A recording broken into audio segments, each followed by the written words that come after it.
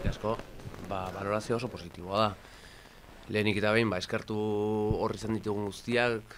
mila bider esan deu, bidean lagundu dituten guztiak, gero bozkatu dituten guztiak, gurugan sinistu duten guztiak. Balorazioa oso positiboa da. Lasai, irakurketa lasai bat egin behar da, apaltasunetikan eta hola, laneako gogoz gaude,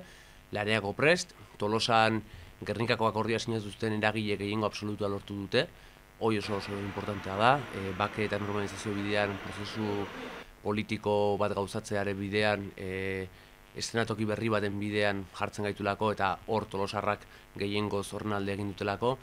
eta gure aldetikan oso pozik sentitzen dira. Egia esan, azkeneko bi aste hauetan eta zuekin sarri ongean bezala eta itzen dugun modun, ez dugu aukera izan ere, bilduk izan zitzaken emaitzak aurre ikusteko ere, ez? Duela bi aste ikusi edo gogoratu besterik ez daukagu, auzitegi konstituzionalak Madriden erabaki politiko bat zegoela auzitan,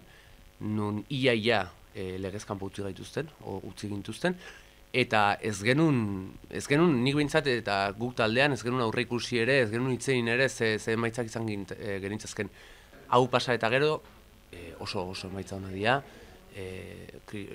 boska kantidadea izugarria da,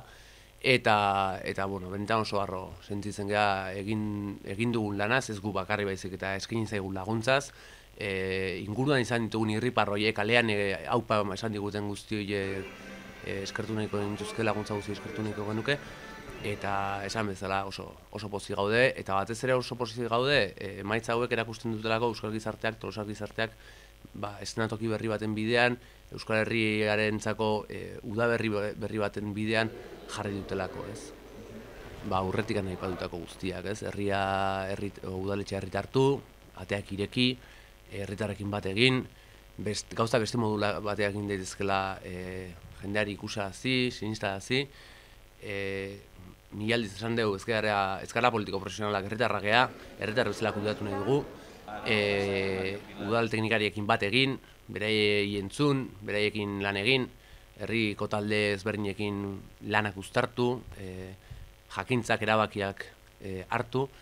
eta hoixe, eta dena batera, edo aldan neurrian behintzat, kultura politiko berri sustatu, ezberdinen artean lanketa burutu, ezberdinen artean elkar ulertzeak sustatu, eta bidea egiten jun, Euskal Herria bea eta Tolosa bea eszenatoki bake eta askatasun osoz beteriko eszenatoki berri batera eramateko.